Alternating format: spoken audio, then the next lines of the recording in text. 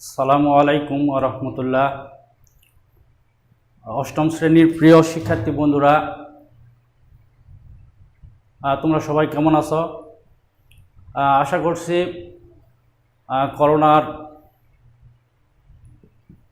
করোনাকালে সবাই বাসায় থেকে স্বাস্থ্যবিধি মেনে ভালো আছো।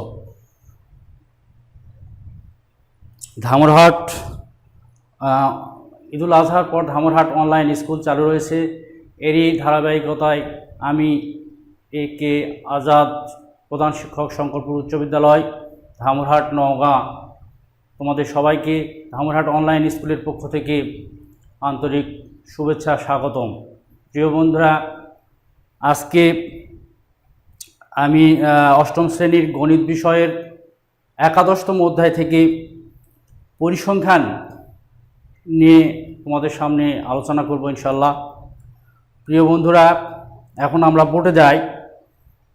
আমরা দেখব পরিসংখ্যান কি। পরিসংখ্যানের ইংরাজি প্রতিশব্দ হচ্ছে স্ট্যাটিস্টিক্স। এই পরিসংখ্যান কি এটা সম্পর্কে আমরা একটু জানব।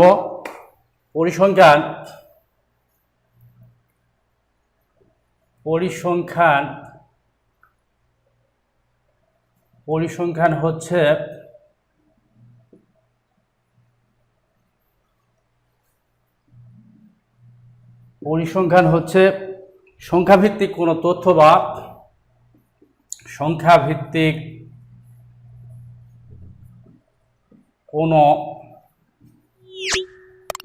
বা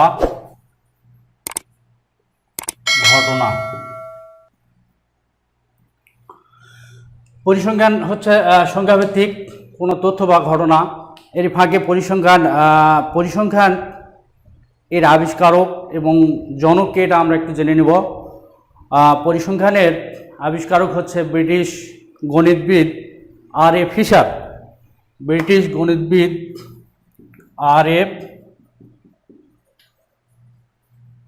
ফিশার। এই আর.এফ. ফিশারই হচ্ছে আধুনিক পরিসংখ্যানের জনক। তিনি পরিসংখ্যানিক কম্পিউটারের পরিচিতি ঘটান এবং সম্ভাব্যতাকে সিদ্ধান্ত গ্রহণের মূল ধারণা হিসাবে প্রতিষ্ঠিত করেন। প্রিয় শিক্ষার্থী বন্ধুরা, আমরা এখন যাব পরিসংখ্যানের কিছু উল্লেখযোগ্য বিষয়ে আলোচনা করব। সেগুলো হচ্ছে, আমরা একটু বোর্ডটা আগে মিশে দেই।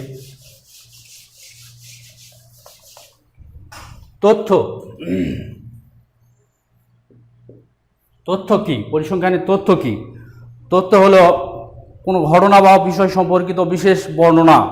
যেমন অষ্টম শ্রেণীর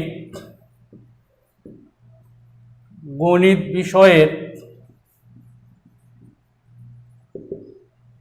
10 জন শিক্ষার্থীর প্রাপ্ত নম্বর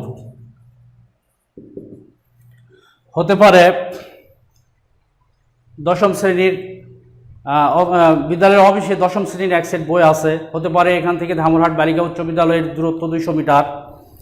এটা হচ্ছে তথ্য। এই তথ্য এবং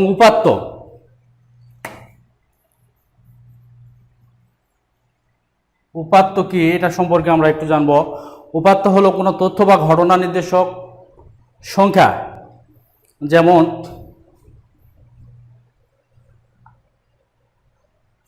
10 জন শিক্ষার্থীর নম্বর, 10 জন শিক্ষার্থীর প্রাপ্ত নম্বর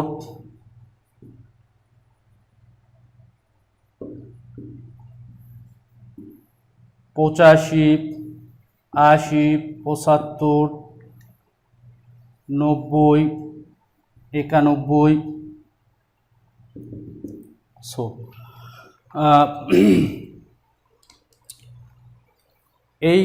এখানে যে সংখ্যা দ্বারা নির্দেশিত নম্বরগুলি হচ্ছে পরিসংখ্যানের উপাত্ত।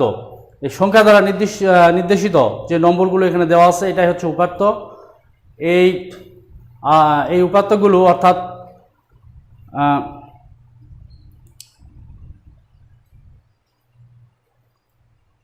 এখানে যে নম্বরগুলো সংখ্যাভিত্তিক দেওয়া আছে এটা হচ্ছে পরিসংখ্যান, আর 10 জন শিক্ষার্থী প্রাপ্ত নম্বর এটা হলো তথ্য, আর সংখ্যাভিত্তিক যে নম্বরগুলো দেওয়া আছে সেটা হলো পরিসংখ্যানের উপাত্ত। প্রিয় বন্ধুরা, আমরা এরপরে জানব শ্রেণীব্যাপ্তি।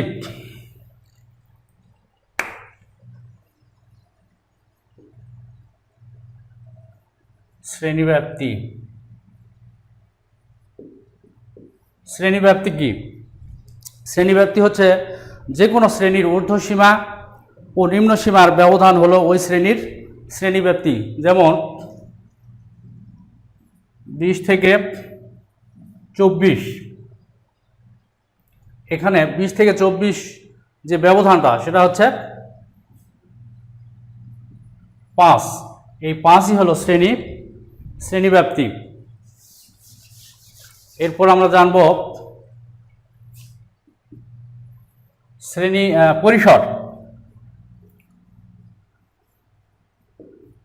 পরিসর। প্রিয় বন্ধুরা, পরিসর আমরা কিভাবে বের করব?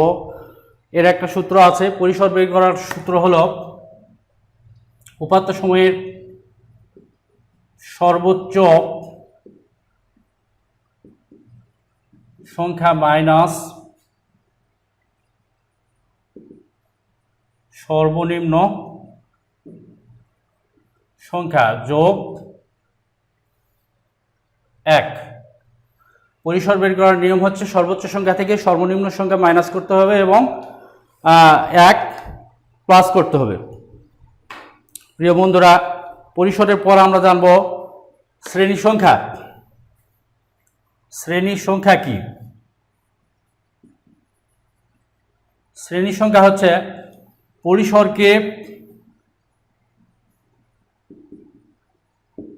পরিসরকে যদি আমরা শ্রেণীব্যাপ্তি দ্বারা ভাগ করি, শ্রেণীব্যাপ্তি অথবা শ্রেণী ব্যবধান, শ্রেণীব্যাপ্তি অথবা শ্রেণী ব্যবধান দ্বারা ভাগ করি, তাহলে শ্রেণী সংখ্যা পাওয়া যাবে। এই শ্রেণী সংখ্যা যখন আমরা গণসংখ্যা নিবেশন সারণী তৈরি করতে যাব, তখন শ্রেণী সংখ্যা একটা শ্রেণীতে একটা সারণীতে কয়টা শ্রেণী থাকবে সেটা আমরা এভাবে বের করতে পারবো। প্রিয় শিক্ষার্থী বন্ধুরা, এরপরে আমরা ট্যালি চিহ্ন কি এটা একটু জানব। মিশে দেই।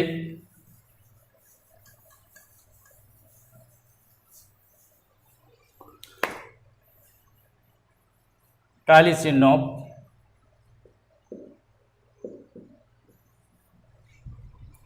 উপাত্তের সংখ্যাসূচক তথ্য রাশির মান কোনো না কোনো রাশিতে পড়ে।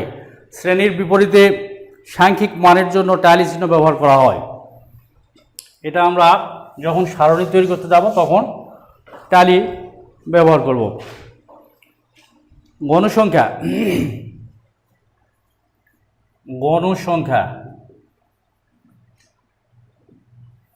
শিক্ষার্থী বন্ধুরা লক্ষ্য করো, গণসংখ্যা কি? গণসংখ্যা হচ্ছে যে শ্রেণীতে যতগুলো ট্যালি চিহ্ন পড়বে তত হবে ওই শ্রেণীর গণসংখ্যা বা ঘটন সংখ্যা, যা ট্যালি চিহ্নের বিপরীতে গণসংখ্যা কলামে লেখা হয়। প্রিয় বন্ধুরা, এবারে আমরা জানব কেন্দ্রীয় প্রবণতা।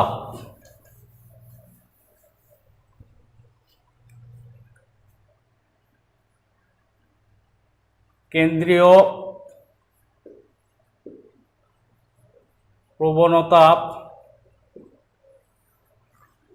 প্রবণতা কি? উপাত্তসমূহ সাধারণত মাঝামাঝি বা কেন্দ্রের দিকে পুঞ্জীভূত হয়। মাঝামাঝি বা কেন্দ্রের মানের দিকে উপাত্তসমূহের পুঞ্জীভূত হওয়ার প্রবণতাকেই কেন্দ্রীয় প্রবণতা বলা হয়। প্রিয় বন্ধুরা, কেন্দ্রীয় মান উপাত্তসমূহের প্রতিনিধিত্বকারী একটি সংখ্যা, যার দ্বারা কেন্দ্রীয় প্রবণতা পরিমাপ করা হয়। কেন্দ্রীয় প্রবণতার পরিমাপ হলো তিনটি।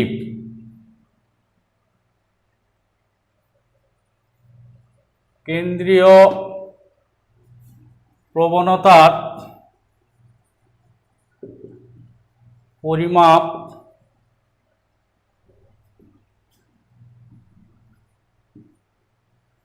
গুলো 1 নম্বর গড়, মধ্যক অ্যান্ড প্রচুরক।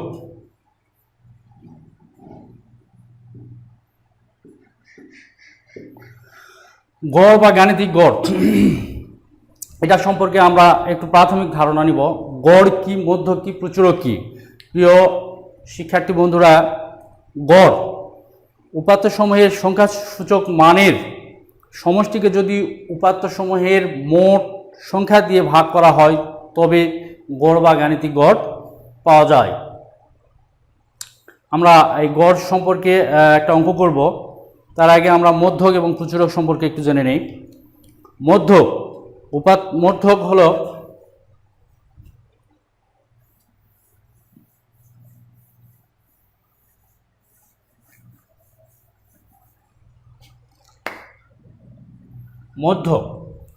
মধ্যকটা হচ্ছে উপাত্তগুলোকে মানের ক্রম অনুসারে সাজালে যে মান উপাত্তগুলোকে সমান 2 ভাগে ভাগ করে সেই মানই হবে উপাত্তগুলোর মধ্যক।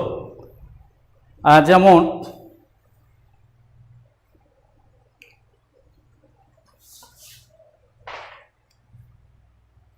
তিন, 4, 5, 6, 7, 8, 9, 10, 11।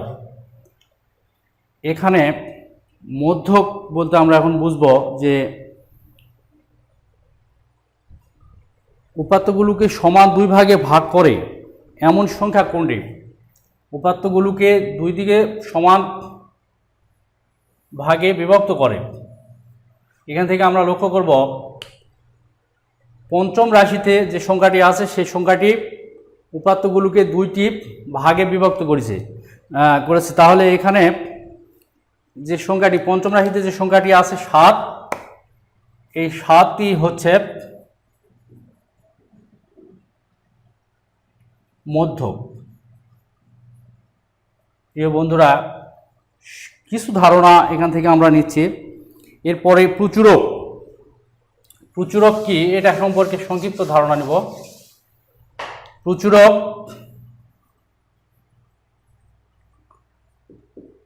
হচ্ছে যে কোনো উপাত্তে যে সংখ্যাটি সবচেয়ে বেশি বার থাকবে সেটি হচ্ছে সেই উপাত্তের প্রচুরক। যেমন 5, 7, 7, 9, 11, 13, 7। এখানে সবচেয়ে বেশি বার যে সংখ্যাটি আছে সেটাই হবে প্রচুরক। এই উপাত্তে দেখা যাচ্ছে যে 7 সর্বোচ্চ 3 বার আছে, এখানে 7ই হচ্ছে প্রচুরক। বন্ধুরা, আমরা এখন এই পরিসংখ্যানের 11তম অধ্যায় থেকে একটা অঙ্ক করব। তোমরা বইয়ের দিকে লক্ষ্য করো, বই এবং খাতা নিয়ে একটু লক্ষ্য করো। বইয়ের 9 নম্বর অঙ্কটা আমরা একটু ব্ল্যাকবোর্ডে করার চেষ্টা করি।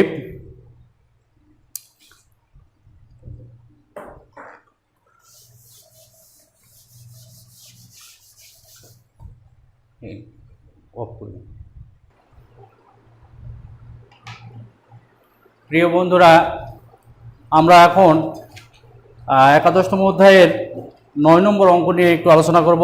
তোমরা সবাই বোর্ডে লক্ষ্য করো। এখানে 25 জন শিক্ষার্থীর বার্ষিক পরীক্ষায় গণিত বিষয়ের প্রাপ্ত নম্বর দেওয়া আছে 72 থেকে শুরু করে শেষ সংখ্যা হলো 71। বন্ধুরা, এখান থেকে আমরা সরাসরি গড় নির্ণয় করব। সরাসরি গড় নির্ণয় করতে গেলে আমাদেরকে কি করতে হবে? প্রথমে যে 25 জন শিক্ষার্থীর নম্বর দেওয়া আছে এই নম্বরগুলো আমরা যোগ আকারে লিখে সবগুলো যোগ করব। সময় স্বল্পতার কারণে আমি সংক্ষেপে লিখছি, প্রথম সংখ্যা আর শেষ সংখ্যা লিখে এটা আমরা যোগ করব। যোগ করলে পাওয়া যাবে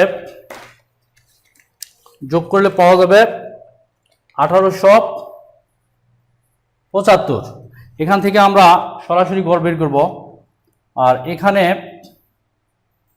শিক্ষার্থীর সংখ্যা অর্থাৎ ছাত্র সংখ্যা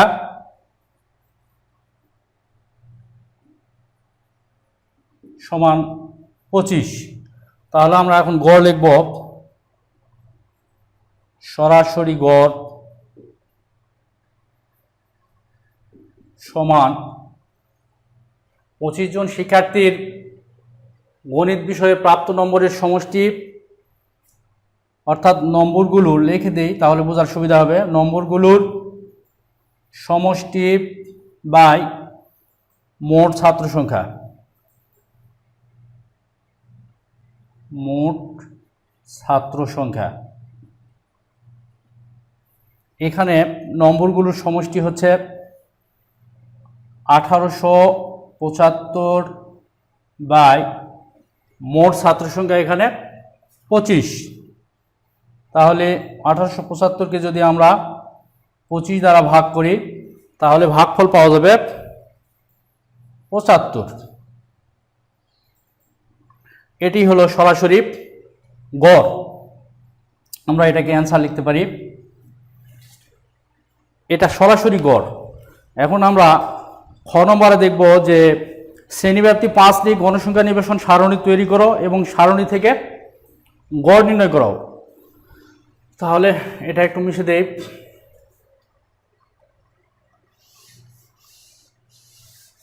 সারণী তৈরি করে আমরা এখন গড় নির্ণয় করব, গাণিতিক গড়। সারণী তৈরি করতে গেলে আমাদেরকে যেটা প্রথমেই লিখতে হবে যে এখানে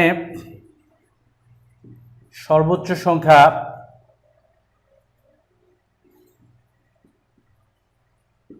সমান, সর্বোচ্চ সংখ্যা হচ্ছে এখানে যে সংখ্যাটি সর্বোচ্চ 88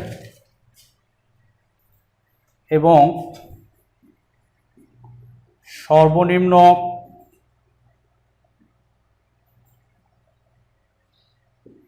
সংখ্যা হচ্ছে 63। অতএব পরিসর আমরা বের করব। সারণী তৈরি করতে গেলে পরিসর বের করতে হবে। পরিসর বের করার নিয়ম আমরা আগে একটু জেনেছি যে সর্বোচ্চ সংখ্যা মাইনাস সর্বনিম্ন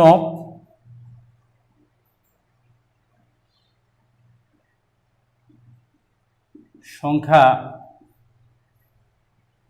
প্লাস 1।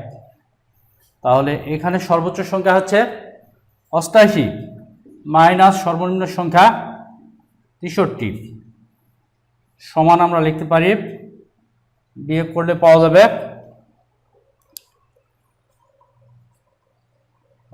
25 প্লাস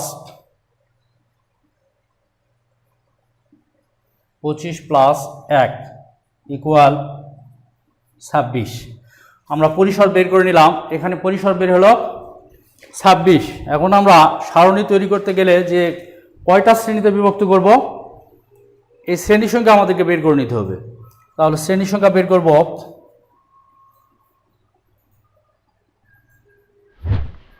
শ্রেণী সংখ্যা ইকুয়াল আমরা পরিসরকে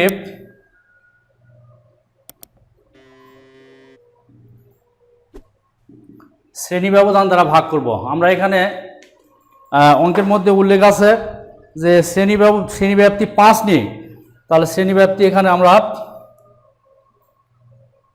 পরিসর ভাগ শ্রেণীব্যাপ্তি অর্থাৎ 5 লিখতে পারবো। পরিসর হচ্ছে এখানে 26, এখানে 5 ভাগ করলে 26কে 5 দ্বারা ভাগ করলে পাওয়া যাবে 5.2।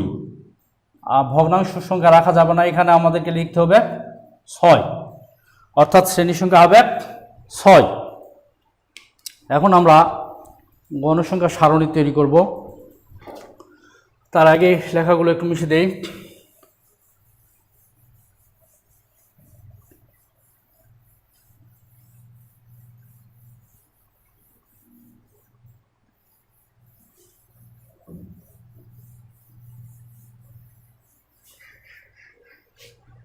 এখানে আমরা লিখে নিব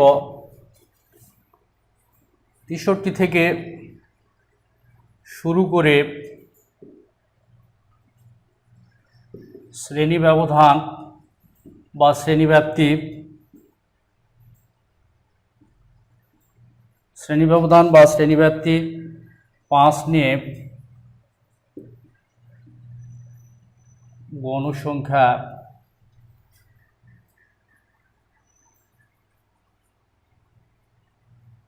সারণী তৈরি করি। প্রিয় বন্ধুরা, আমরা আগেই শ্রেণী সংখ্যা বের করে নিয়েছি যে এখানে শ্রেণী সংখ্যা হবে 6। এই জন্য আমরা 6 আর একটাতে লেখার জন্য এই মোট 7টি শ্রেণীতে বিভক্ত করে নেব। প্রথমে আমরা লিখব শ্রেণী ব্যাপ্তি বা শ্রেণী ব্যবধান, শ্রেণী ব্যাপ্তি অথবা শ্রেণী ব্যবধান। তারপরে লিখব শ্রেণী মধ্যমান, শ্রেণী মধ্যমানকে আমরা xi দ্বারা চিহ্নিত করব। তারপরে লিখব টালি, তারপরে হচ্ছে গণসংখ্যা, গণসংখ্যাকে আমরা লিখব fi দ্বারা। তারপরে এখানে লিখব মধ্যমান, শ্রেণী মধ্যমান গুণন গণসংখ্যা, অর্থাৎ xi গুণন fi। প্রিয় শিক্ষার্থী বন্ধুরা, আমরা এখানে লিখছি যে 63 থেকে শুরু করে শ্রেণী ব্যবধান 5 নিয়ে। তাহলে 63 থেকে শ্রেণী ব্যবধান যদি 5 হয়, তাহলে 63 থেকে 63, 64, 65, 66, 67, তাহলে 63 থেকে 67, 68 থেকে 5 ব্যবধান হলো 72। তারপরে এখানে 73 থেকে 77, 78 থেকে 82, 78,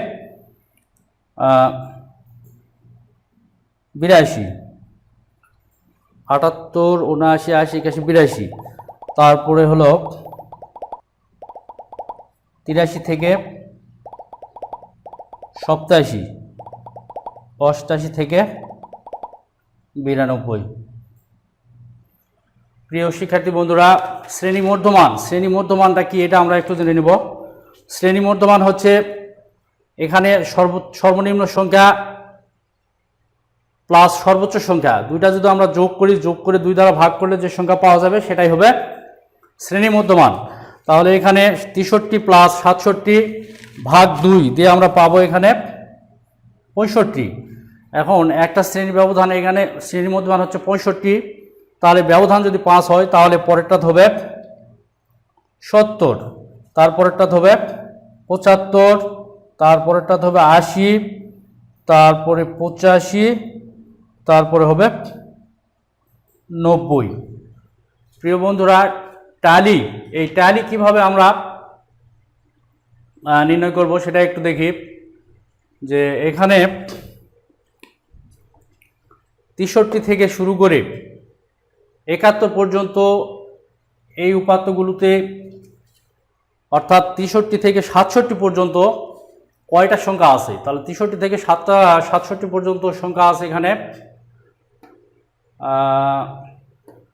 2, 3, 4টা। তাহলে এখানে টালির জায়গাতে আমরা লিখব এভাবে 4টা, টালি চিহ্ন দিব। তারপরে 68 থেকে 72 পর্যন্ত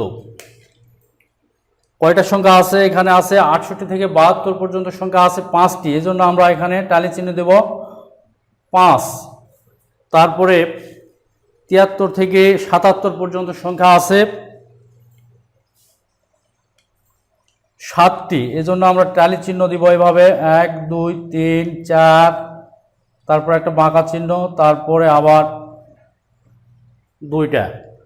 78 থেকে 82 পর্যন্ত সংখ্যা আছে 4টি। তারপরে 83 থেকে 87 পর্যন্ত সংখ্যা আছে 4টি। তারপরে 88 থেকে 92 পর্যন্ত সংখ্যা আছে 1টি। প্রিয় শিক্ষার্থী বন্ধুরা, এখন আমরা এই গণসংখ্যা লিখব। গণসংখ্যা কিভাবে লিখব? এখানে টালির চিহ্ন আছে 4টি, তাহলে গণসংখ্যা হবে এখানে 4।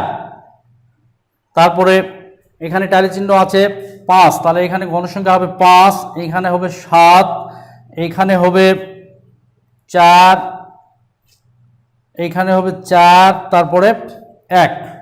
এখন আমরা শেষের দিকে লিখব, শেষের কলামে xi গুণন fi, অর্থাৎ শ্রেণী মধ্যমান গুণন গণসংখ্যা, এই দুইটা গুণ করে আমরা ওখানে লিখব।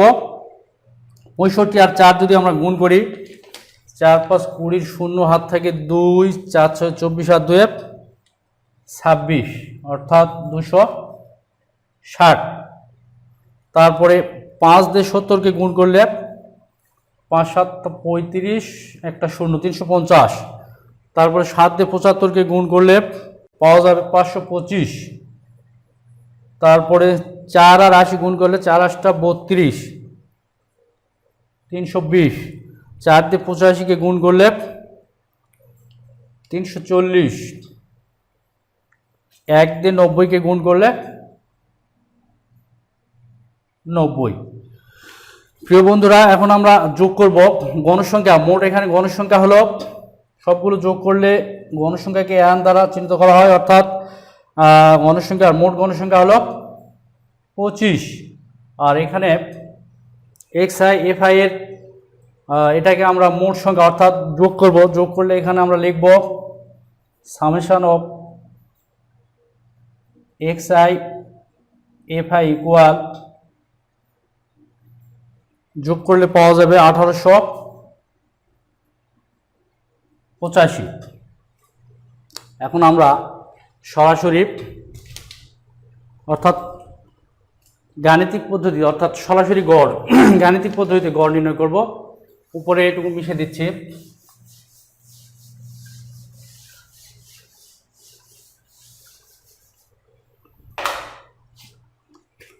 আমরা এখন গড়ের সূত্র লিখব। অতএব গাণিতিক গড় x bar equal 1/n summation i equal 1 থেকে n fi xi অথবা xi fi। এখানে আমরা মান বসে দেব।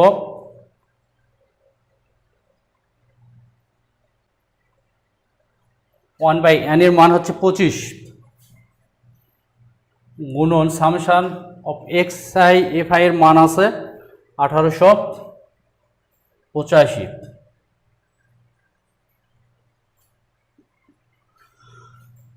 1885/25 ভাগ করলে আমরা পাব 75.4।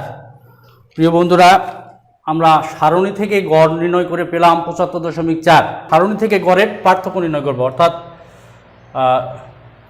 একবারে লিখি পার্থক্য সমান সারণী থেকে গড় বের হয়েছে 75.4 আর সরাসরি গড় আমরা বের করছি 75। বন্ধুরা, তাহলে এখানে যদি আমরা মাইনাস করি তাহলে 0.4। সরাসরি গড় এবং সারণী থেকে গড়ের পার্থক্য 0.4, এটিকে আমরা অ্যান্সার লিখতে পারি। প্রিয় শিক্ষার্থী বন্ধুরা, সময় স্বল্পতার কারণে আজকে এ পর্যন্তই।